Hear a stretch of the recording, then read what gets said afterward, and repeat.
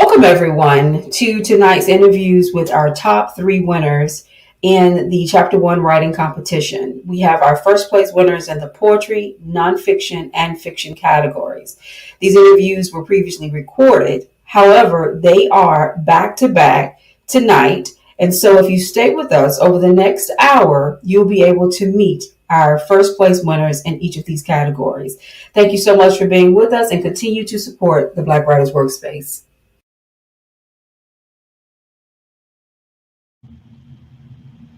Hi, everybody. It's Michelle Jackson, the founder of the Black Writers Workspace, and I am here tonight with the winner of our nonfiction category for the Chapter 1 writing competition.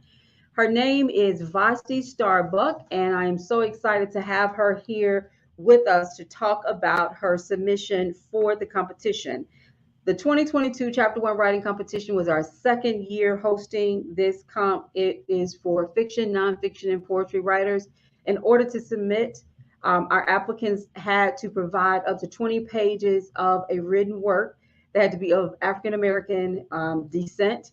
And then they had to submit within a deadline. And so we were able to go through over 60 submissions and to select our winners. I'm so excited to have her here. She's from Georgia. She submitted a dynamic piece called Preaching Prophets, Debunking 7 Myths of Christianity's Prosperity Gospel. It is a nonfiction book. But in addition to having Miss Buck with us, we also have Lynn Sawyer with Speak Right Play. Her company was the sponsor for this particular category, and I wanted you guys to get an opportunity to meet her because without Lynn, we would not have had a nonfiction category this year. So I'm really grateful for her. Let's bring them on the screen. Hello, Lynn. Hi, Hello. Michelle. Good evening. Hello, good evening. I'm so happy to be here with the ladies to talk about writing and to talk about the Chapter 1 writing competition. I'm giving everyone an opportunity to introduce yourself. Again, I'm Michelle Jackson, founder of the Black Writers Workspace and direct2author.com. I am also the owner of PR Solutions. Internet is a little weak tonight, so I see it keeps going in and out. So you guys bear with me. Ethelene, if you can, please introduce yourself and your company. Good evening. Thank you again, Michelle, for having me here. Congratulations, Vashti. My name is Lynn Sawyer. I'm the founder of Speak Right Play. We provide English language services, editing, and proofreading for authors and small business owners, K through 8 ELA tutoring, English language arts, and ESL instruction for non-native speakers. Excellent, excellent. Ethelene works with me on a couple of things. She's always there to volunteer her time and her services and to be supportive. This is a big deal because, as you know, the Black Writers Workspace is a community of writers, and our goal is to provide resources for our writers. And so she gives us an opportunity to do that. So thank you so much for sponsoring this category. Vashti, introduce yourself. Yes, good evening. My name is Vashti Starr, and my personal brand tagline is that I am a classy woman writing for a holy nation. And the way I came up with that is because I am classy, and I think that part of being classy and modest has gotten away from our society these days.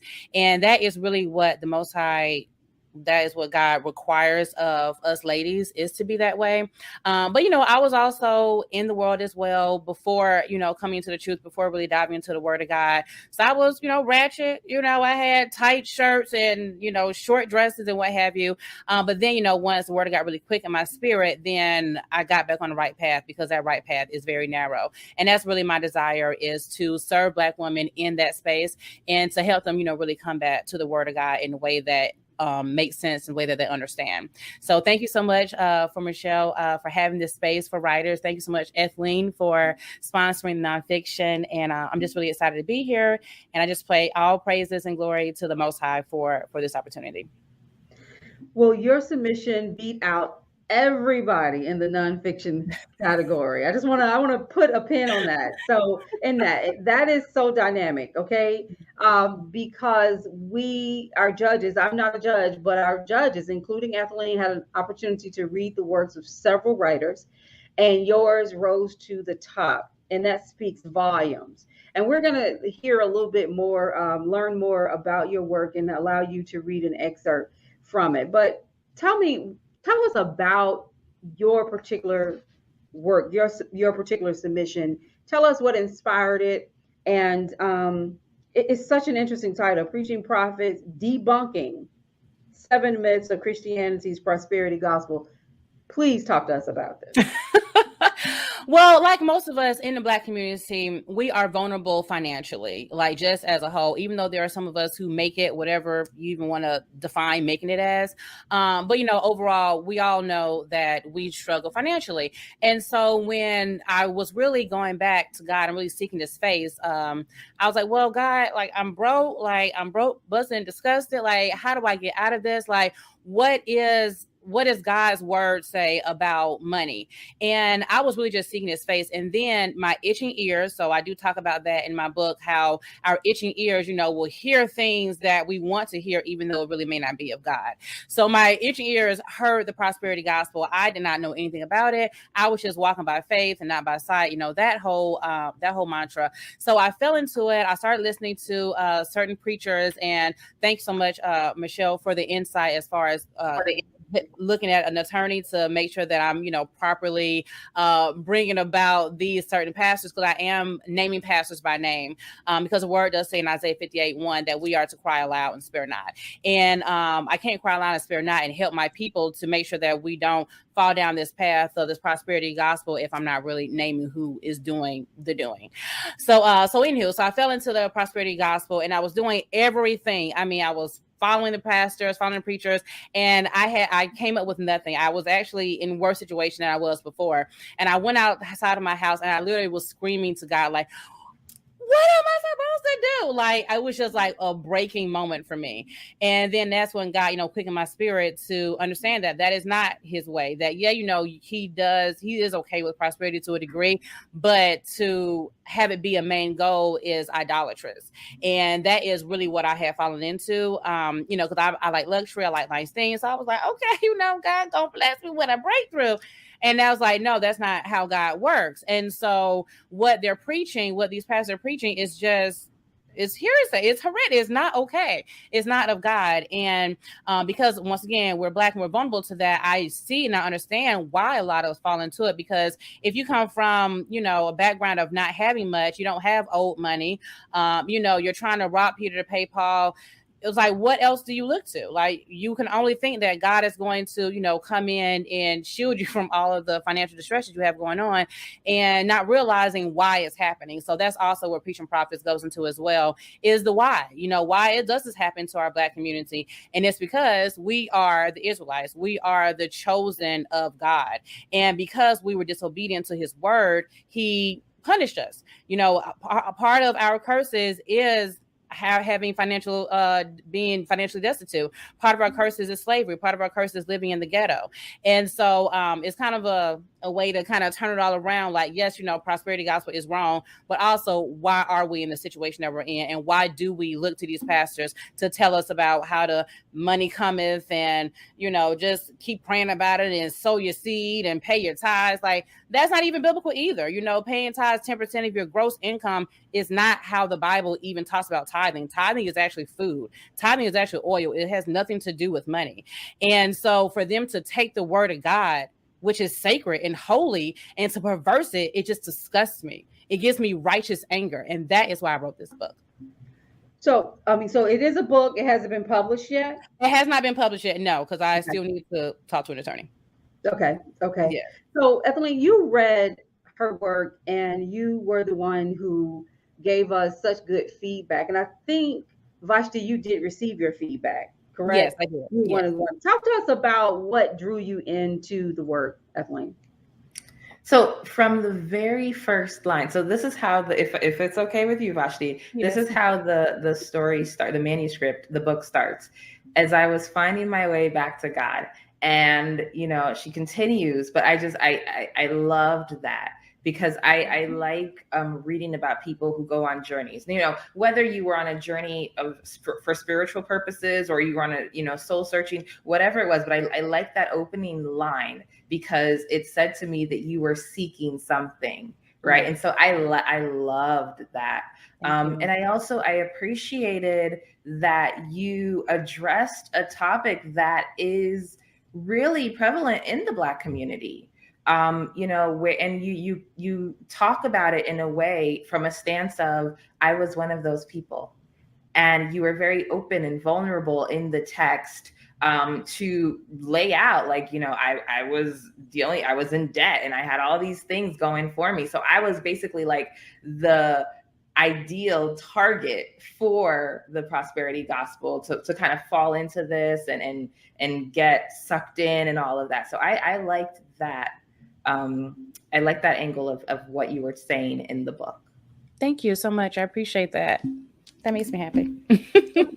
Evelyn provided the funding and the support for this particular category. Last year, we had one category that included fiction and nonfiction. This year, we were able to break out the nonfiction because we know the importance of nonfiction, that you're there to enlighten us, to educate us about something that is so important. And when you were speaking, it made me think about a conversation I had with author Kevin Powell, growing up poor.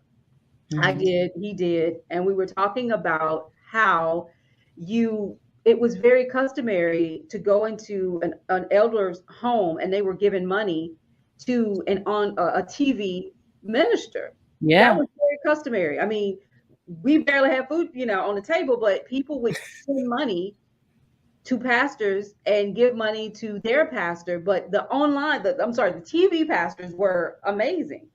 That they were able to get so much money out of poor Black communities because we were looking for hope. And so I don't think that our goal of trying to find hope in other things is something that is necessarily wrong on our end. It's just the avenues, the way we go about doing it. So I was really interested to learn more about your work. I talked to Evelyn about it because in each category, for instance, in the fiction category, we had 10 perfect scores. But in your category, you had the highest score, only you. And so that speaks volumes to what it is that you were able to put out, what you were able to create. So share with us an excerpt. Okay. And for those of you, while she's getting ready, if you want to learn more about Speak Right Play, please be sure to, what's your website, Evelyn? We want to make sure if you're looking for editorial editing services, be sure to contact her. You can go to speakrightplay.com. You can reach us on Instagram, Twitter at Speak Right Play, Facebook, Speak Right Play English. We're everywhere. Excellent. You ready, Vashti? I am. So this is the purpose that you spoke of, Miss Evelyn. As I was finding my way back to God during my spiritual awakening, I stumbled upon the prosperity gospel and thought it was the answer to my prayers.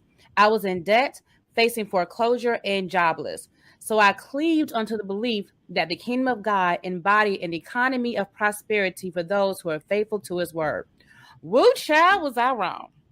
The purpose of Preaching Prophets, Debunking 7 Myths of Christianity's Prosperity Gospel is to completely debunk, disprove, and dismantle the prosperity gospel. The economy is in a tailspin. The pandemic has disrupted life as we know it. The cost of living is inflated, home prices are ridiculously high, and there's a currency shortage. So it makes sense why so many of our people flock to the prosperity gospel for biblical answers and financial relief. I know I did. I was broke, in debt, facing foreclosure, unemployed, and starving with no way out. I was desperate for an answer to my problems that didn't involve me robbing a bank, dancing on a pole, or dealing drugs. I needed to hit it big without selling my soul or breaking the law. I had come to the end of my capabilities and sought after God to answer my prayers to get me out of financial bondage. Testimonies of other Christians experiencing money miracles, financial breakthroughs, and biblical blessings were my evidence that there was truth in the prosperity gospel. So I decided to master it because I needed all the blessings and breakthroughs I could get. It's not that I wanted to use God as my own personal ATM. Rather, I knew that no one but the limitlessness of the Creator could save me from such a financially destitute situation.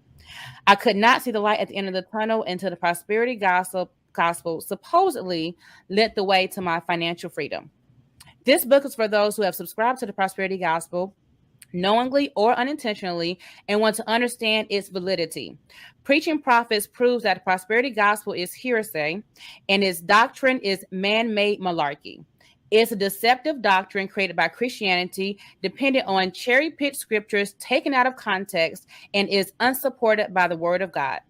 1 Thessalonians 5:21, prove all things, hold fast that which is good. Should I continue? Excellent. Okay. Excellent. I do know that some of the things that some of the judges said was, of course, making sure that you are going the legal route to make sure that any names that are brought up, there won't be any fallout from Right. calling or speaking any name, anybody, because everybody's got a brand and everybody's looking to protect their brand. But tell me something. When you write nonfiction, you are educating and informing. Okay. Right. What gave you that confidence to write this book? I know your story. You talked about your story, what got you into what you learned. But there is a level of confidence that comes with being willing to put this on paper and put it out into the world. Right. So I've always been a nonfiction writer. So in high school, I was on the newspaper staff. In college, I was part of a newsletter. So facts and what's the nitty gritty of it all and getting down to the base of it has always been a concern of mine.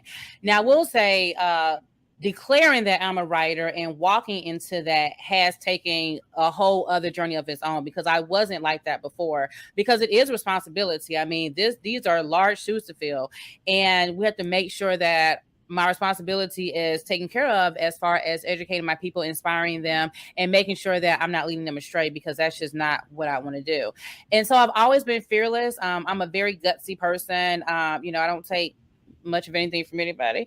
And so I wasn't really scared about it. I just knew it was a calling. Honestly, it was like I had to do it. And, having come into the truth of the word now and understanding it, it's like, oh my gosh, like I have to scream this from the top of the mountains. Like I have to tell my people like how we're getting bamboozled in these churches. Like, I mean, just the mere thought of tithing. Like there was a preacher, and I won't name his name because I got to figure out the legalities of it first.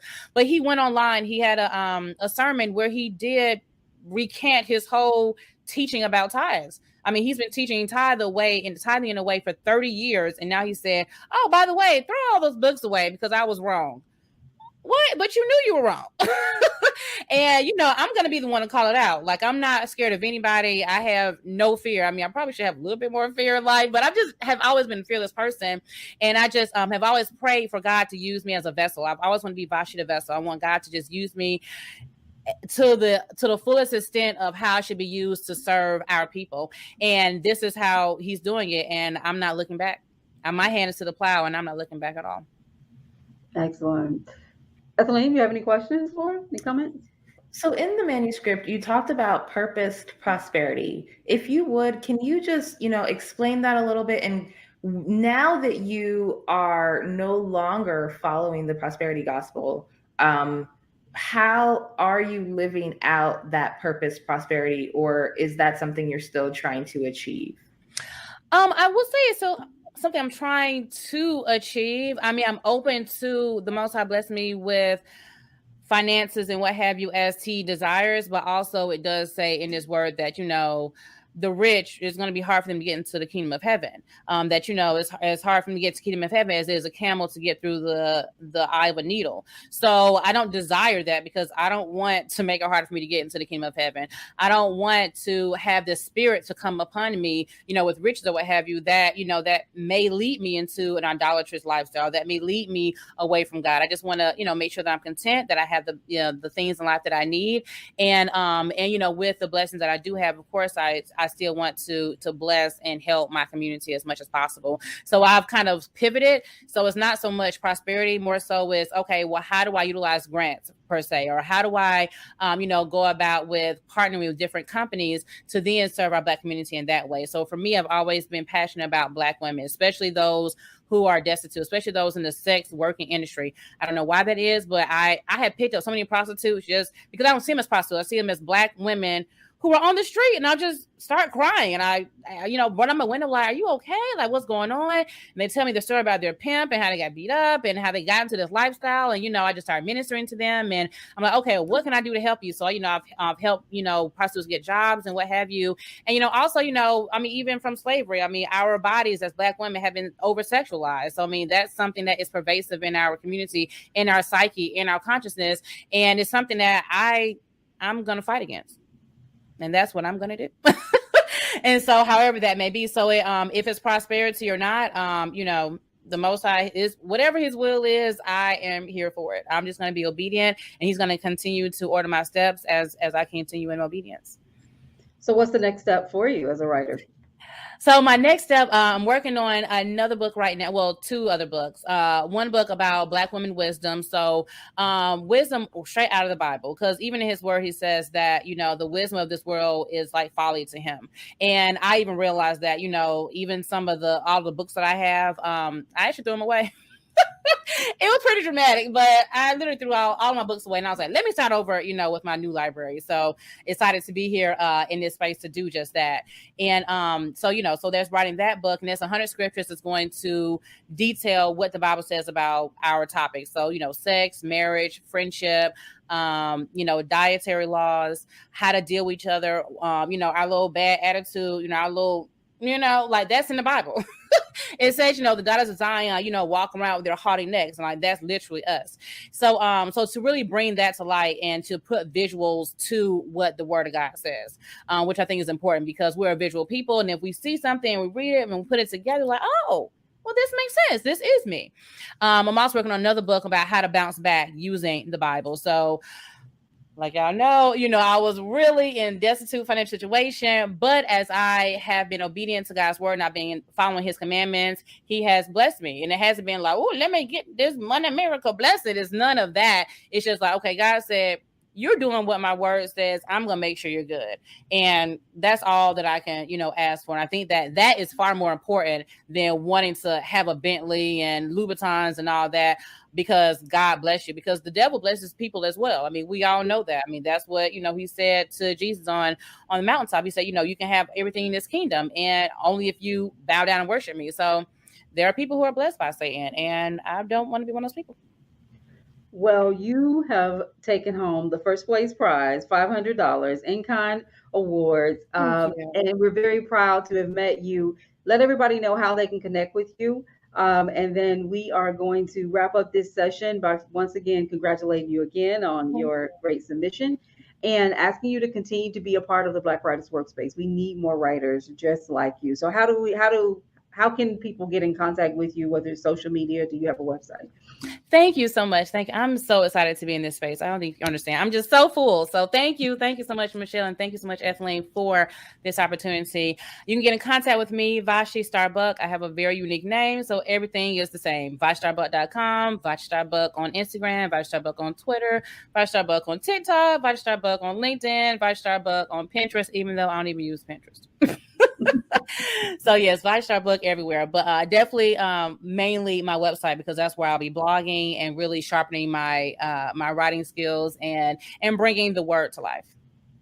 Well, thank you so much for being with us. Thank you both. Thank you, Ethelene, again for sponsoring this category and for all the support you've given to the Black Writers Workspace. We do ask people to check out Ethelene and her editing. If you have a book, we advise you to get it professionally edited. That is important. And thank you, Vashti, for just sharing this remarkable work. I want you guys to stay with me. So just say goodbye to everyone now and stay on the screen so we can welcome them for what. Hi, everybody. It's Michelle Jackson again tonight to talk to yet another winner of the Chapter 1 writing competition. This is in the poetry category. This is a category where we were requiring our applicants to provide up to 8 poems. These are original poems, and we were looking for just that originality, flow, grammar, all the different things that make poetry stick with us. And poetry is such a dynamic genre, because in order to write poetry, you really have to tap into your passions, your loves, your joys. You have to be transparent, because the reader can pick up on anything that is not authentic. And so we're so excited to have Tunisia Nelson here out of California. She was our first place winner. She is going to join us on the screen, and she's going to talk about her work, and then she's going to read one of her poems. So let's welcome Miss Nelson on the screen. How you doing? I'm good. Thank you for having me.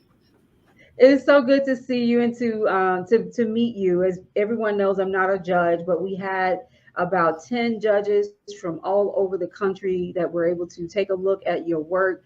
You were one of over 60 applicants, and you rose to the top, and now you are number one, our first place winner for the 2022 Chapter 1 Writing Competition. You will receive a cash prize as well as in-kind prizes, and a gift from me for participating. So we wanted to learn a little bit more about you. So please share with us your story and what inspired you to write poetry. Yeah, so my name's Tunisia Nelson. I'm a social worker by trade. I hail from Bakersfield, California, a little small town, nothing but heat if you've ever been there. Um, I'm studying right now to be a licensed clinical social worker. And basically, I've always been a writer. I've just never really shared it. I remember just being younger, just writing things here and there, writing poetry. Wasn't necessarily anything I was exposed to. So I didn't know it was something that, people actually do, like people make a living, things like that. So basically what my work is, it's a collection of me processing trauma, relationships, and just life in general, living in this crazy world. It's how I get through. So the pieces that I submitted, they look at the different relationships with my family, different experiences I've had with them, and some experience that happened when I was younger that at that time I just didn't necessarily have the words to work through it. But as I've gotten older, you live life, you learn things. And sometimes you can't go back and try to get your healing from people. You got to do the work yourself. So that's what I use my writing for. Your work, the Ode to the Complexity of a Black Family, is the submission that won the first place in the Chapter 1 writing competition. And the complexities of a Black family. The word complexity is something that I would always say when I talk about my work. I write fiction. I would always tell people that I love to digest, or I love to look at the complexities of the human experience in my work. I like to take a person from their lowest place to their highest place in some ways, and all the different steps in between, because that's where living takes place, is in between that area. And so talk to us about what are the complexities of a Black family. What did you discover about yourself in writing these poems, and what is it that you can share with us about these complexities to help us to heal as a Black community?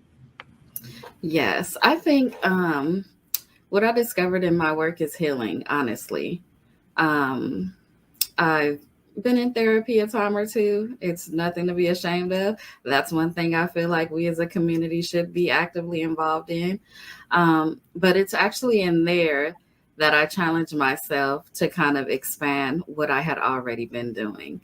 My therapist had challenged me to write letters to people who had affronted me, or I had grievances, or still felt the kind of way against. And I found that what actually helped me was the writing. Never had to give it to them, never had to, confront them about anything. It was just the process of getting it out, getting it on paper, and being able to process it. I think that's something that we should be open to explore and to be doing as a community as a whole. I know that there's a lot of times and a lot of things that we talk to our families about, but they may not be emotionally available to be present the way that we need them to be. And I mean, that's okay. We can't force them to be there. But if you're there, you have to do the work to make sure that you heal and create generations of healing. And you say do the work, and that's what poetry allows so many of us to do. Writing in general allows us to start the process of doing the work. And for me, I remember I always say my unofficial bully in high school, she would say, You live in your head. And for the longest, I didn't understand what that meant, but she's absolutely right. I do live in my head. There is the reality of Michelle that's an internal, how I see the world on the outside, and then there is the Michelle that everyone sees. A lot of times, it's what's in me that drives me to write because it's how I can be here on this screen with you. Is that I have these avenues to allow myself to therapeutically lay out what is troubling me, lay out what is hurting me, lay out, what I need to heal from. And that's what writing allows us to do. It actually allows me to live out loud. The writing allows that for me. And when you said something about, therapy, I mean, the writing is, once again, it is super therapeutic. I think we all need to have a dose of therapy all the time. Have a therapist on call because we are all trying to heal from something. So, in writing this, I mean, there were probably a lot of things you could have submitted to the competition, but you chose this selection of poems. Have you shared these poems with your family, the complexities of a Black family? I've shared them with some of my family. Mm-hmm. Because like I said, sometimes people just aren't emotionally available. They can't meet you there. So it's going to go nowhere. And it's not necessarily about how they feel about my work, because once again, this is my experience. This is my process. So sometimes, people might see things that they don't like or they don't agree with because they're looking at it from their point of view. And that's not what my work is about. It's about my point of view, my process, my experience with things. Not to say that anybody else's point of view is wrong. I welcome that. I welcome that conversation. I welcome that process. But for me, this is my process. This is what I'm doing. And I honor that, and I'm okay with that. Excellent. We have so many amazing Black poets out there. Amanda Garman and just hit the scene and just blew us all away during the inauguration with her work. I mean, I think about Langston Hughes. I think about so many poets who really influenced me as a writer, from poets from today to 100 years ago. People who I've looked up to. When I was a young girl, I used to send my poems to Write On Magazine. Now, I know you may not know what Write On Magazine is because I'm a little older than you, but I used to write poetry and send it out to Write On Magazine with the hopes that it would be put in the magazine. Now, no one ever put it anywhere, but I wanted someone to read it. And every now and then, I'm not a poetry writer, but every now and then I'll write a poem and just spend a lot of time with it because it really does connect me to another skill set within my writing, because I write fiction. But when you write poetry, you have to go deep. Talk to us about your process of getting to that depth, as well as getting to a level of transparency in the work. Yeah. Definitely for a long time, I felt like I was going deep, but I wasn't sharing. So I think the challenge for me was actually sharing my work and kind of putting it out there. And that helped me, one, evolve as a writer and just evolve as a person, just getting the feedback that I felt was necessary. But I kind of just look at the things that I'm going through and the things that still touch those places in us. Like, we don't know why we're reacting that way, but something's hitting something. So I kind of sit with that and explore that feeling. I generally jot down my ideas surrounding whatever I'm feeling at the time. And then sometimes I let it marinate. I leave away from it for a period of time. I come back to it, review it, see if I'm still feeling that way. And then I just kind of channel all that energy into the pen. Excellent. I'm so happy to have you here for a number of reasons. One, you're a social worker, and I have so much love for social workers and the work that you do. And two, you're dealing with the Black family and some of the things that there is no better word to describe the Black family in many ways than complex.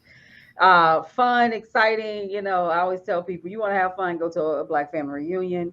Lots of things that we do, but there are also a great deal of taboos, things that we don't talk about, you know. Mhm. And within the culture, there are some things that we'll laugh about. You know, there's, you know, the uncle that stays in the basement or in the attic, and that was something that we've seen or heard, and you know, comedians will talk about it. It's the uncle who comes to the party and gets drunk, the, you know, all these different things. But there is humor in that, but there is also there is a great deal of sadness in the fact that these are Mhm. things that we have began to not deal with still in our family. So what Mhm. was, I know you talked about healing, but as a poet, as a writer, beyond healing, what were some of the solutions that you feel like you learned in your own work about how to get to a clear place of healing? Because that's a process just to get there. Mhm. Yeah, I think something I explored and continue to explore is being okay that, like I said earlier, some people may not be there, but that doesn't mean you have to stay there with them. Mm-hmm. Mm-hmm. Being willing to heal, you know, despite, in spite, whichever one, despite or in spite of the things that you've come from. I do think that as a culture, we've been accustomed, like you said, some things we find comedy in. Um, the uncle that you know can't watch the kids, or like, you know, the kids got to dress a certain way to be around, you know, when they come around the house. And, you know, we've just been accustomed to these things, and we make our children, and we make, you know, people who shouldn't have to change or react a certain way. We put them in this little bubble. So I found that just confronting that, um, sharing my work and having the conversation with people, if they disagree or they don't like something, okay, let's talk about it. You know, why are you feeling this way? Because I I love, said my truth. So why is my truth affecting you so harshly? because So you just put kind the of mirror up confronting to it and them. talking. Yeah. Yeah. It's hard Yeah. when the mirror. I always tell them, I've been married this year. Well, actually, in 2 weeks, it will be 20 years of marriage. And I always tell people that when you're married, it's like your spouse is, you wake up every morning with this mirror in your face. They're going to make you see yourself, you know? And if you are stubborn, selfish, mean, your marriage is going to bring that out. You're going to see that in yourself. And we want to crack that mirror because we don't want to see it. So that's a beautiful thing that, you know, what you're saying is so true. We want to hear your work. If you want to read a piece of your submission, and just to let everybody know that you will receive a cash prize and a number of other prizes. You are our first place winner in the poetry competition.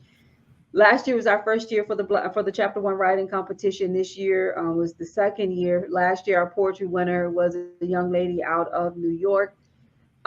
Just such just a person who was using poetry to deal with things within her life. She was just so moving and so touching. And I feel like you have all the same characteristics in that you are trying to make change, and create healing. And that is something that is so essential. I love talking to writers. I do. I think we are some of the deepest, the most transparent, and the most authentic people out there, because to get to a place to put pen to paper, you have to find yourself. You can't do it and be phony, because you're going to know you're being phony, and the reader will know you're being phony. So you got great reviews on your work, the highest score of everyone. And we are really excited to hear an excerpt from one of your poems. So you can go for it whenever you like. Okay. So the one I'm going to read is Pre-Contemplation. That's its title. Um, my mother is still here, but I feel like she is transitioning. When I look into her eyes, the glossy one with the detached retina and the ever-growing cataract, the other, yellowed as if at 11 a.m. she has already had one too many. She is gone. I wish I would have known when she was leaving. I believe I would have liked to say goodbye. She told me she was okay. Is her flesh rotted away from her body? She said she was okay. And I believed her. At least I really wanted to. I learned long ago that words and actions don't match. But I believed. I've had conversations, well, at least attempted to. She's become skilled at changing the subject, compliments, and falling asleep mid-sentence. I asked her if she'd given up. I saw a shimmer of her. I mentioned therapy. She was gone. I'm fine, she said. A sentence I knew all too well. My therapist asked me what more I could do. Nothing. That is the true answer. But the little girl in me longs for it to be something. Like me, that little girl is not equipped to pull my mother out of her misery. So I'll wait. For the good, the bad, even the in between. For her return. Thank you.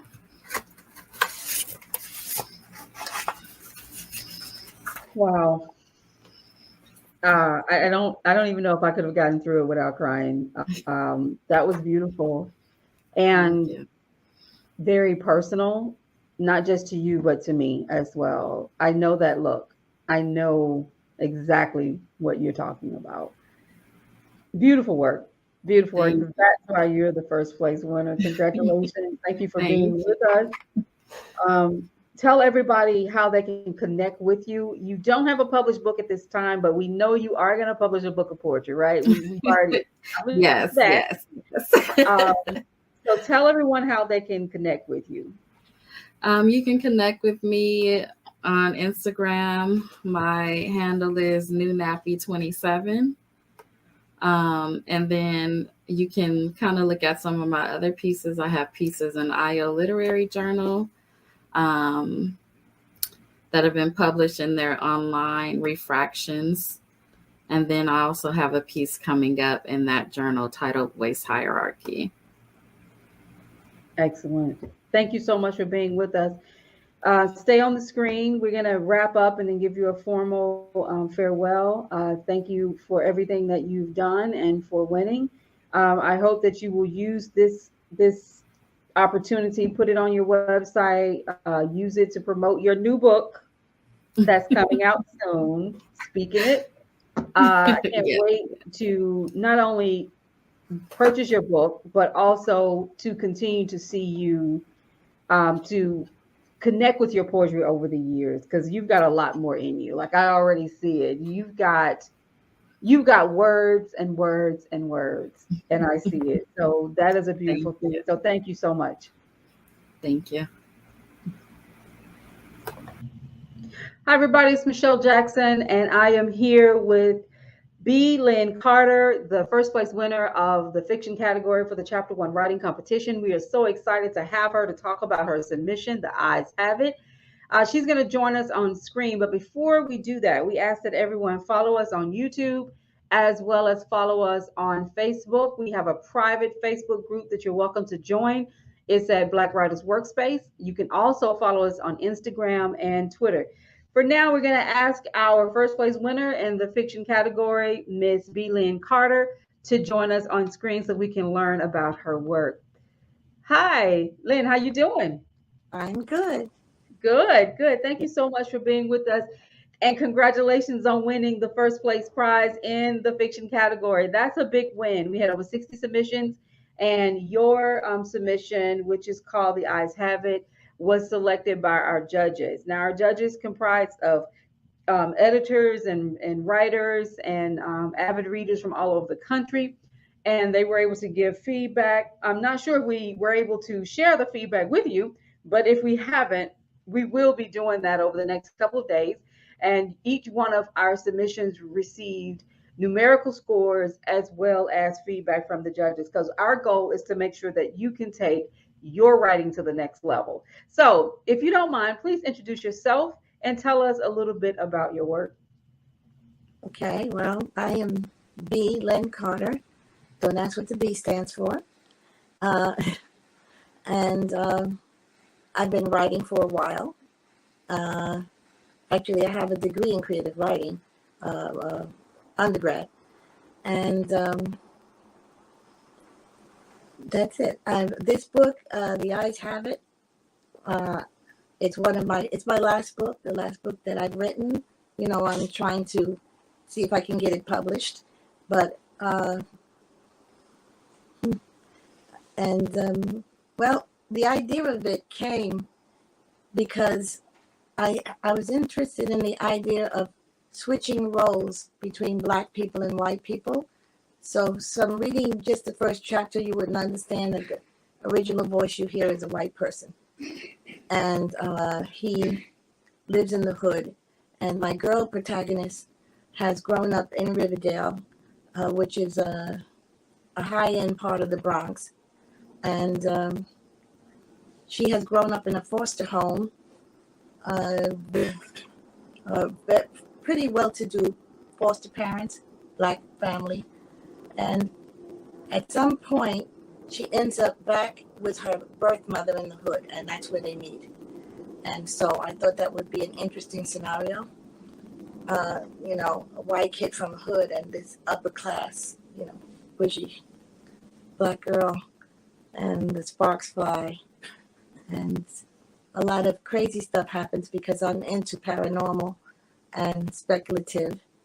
And well, and the thing is that the boy, he is in a coma throughout most of the thing. And what he does is he needs to travel. He needs to find a way out of his bed, out of his hospital bed, out of his body, to find out what happened to him, because he's afraid they're going to unplug him. And he feels like if he can find out what put him in that bed, he can wake up. So that's his thing. Her thing is she has suppressed a lot of childhood memories dealing with her mother. And so she doesn't like to be seen. She has these very unusual eyes, which she hides under big glasses. And so her thing is needing to face her demons. Anyway, I had a writing buddy, my friend, for years and years, and we would talk things out. And she passed away in 2020, and I haven't written a word since, but because I just don't have anybody to talk things out with. So she would fight with me about, oh no, you can't do this, you can't do that. But anyway, so I enjoyed writing. So now I'm just trying to I've got 3 complete novels. I'm just trying to get what I've written out there, which she made me promise that I do. Mm-hmm. You know, you're ridiculous. You're sitting on your books. You know, you need to start sitting them out. So, Well, she's a good friend and a wise friend. And I'm so sorry that you lost her.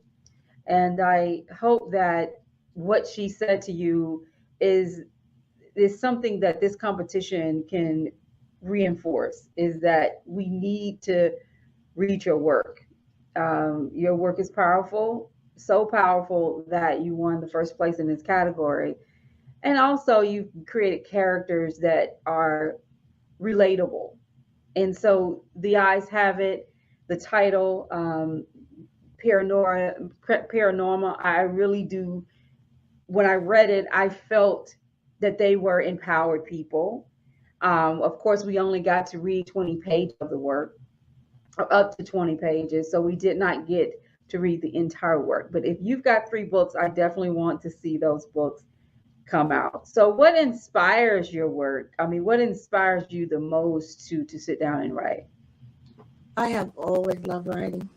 I was writing before I knew how it was done.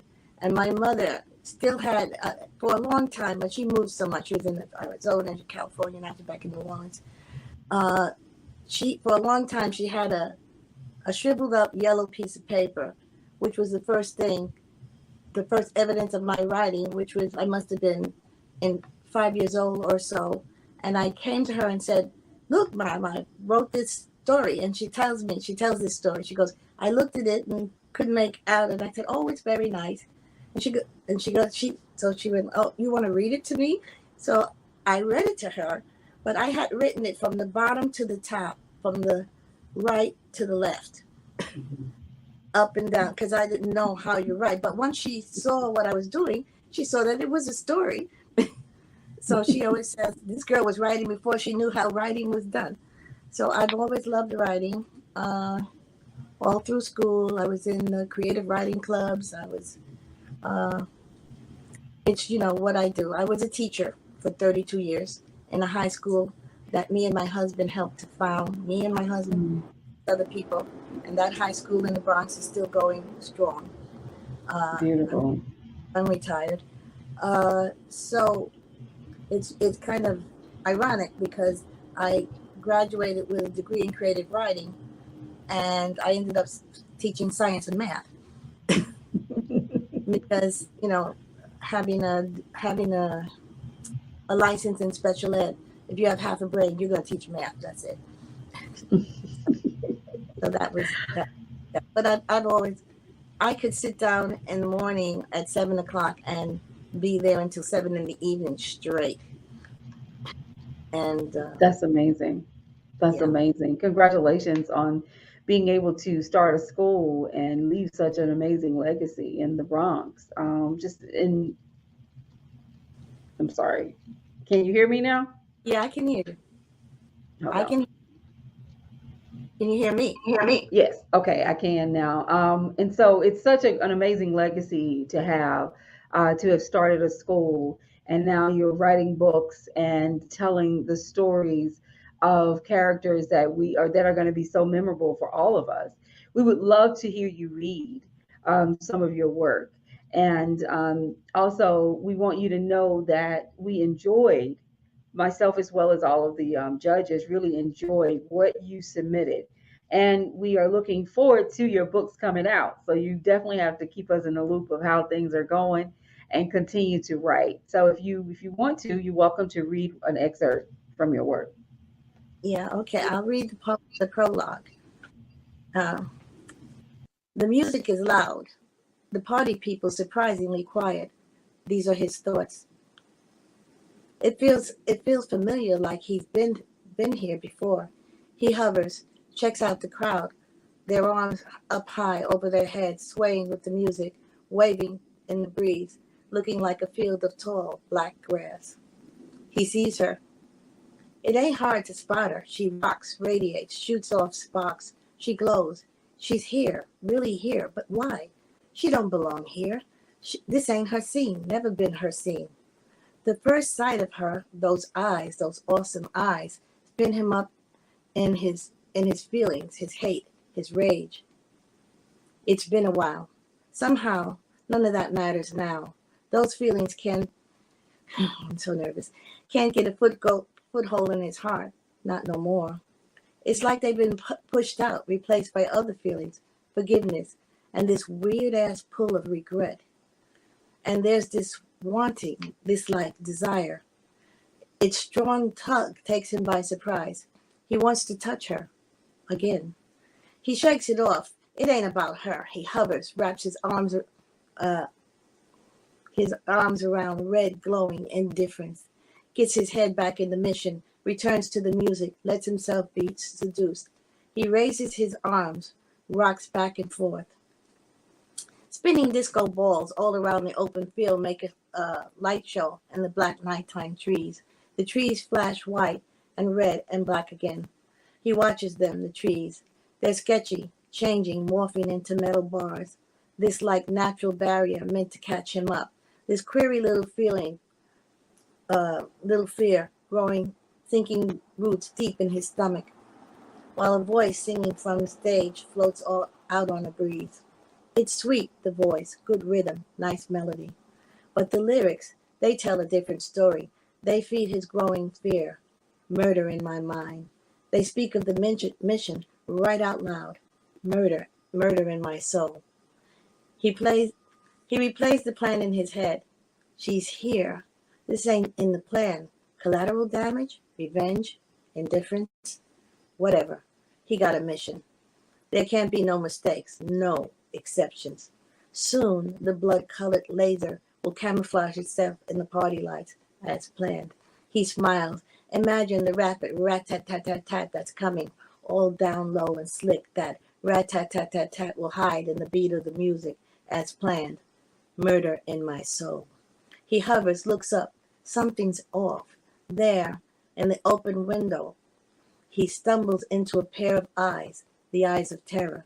They hold him tight, lock him in. He knows, then.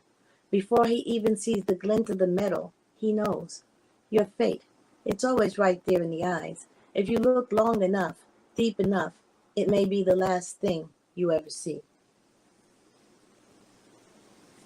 That's it. That was beautiful. That was beautiful. Thank you so much for sharing it with us. Thank you for your submission and for everything that you've done as a writer. And we just ask that you continue to write.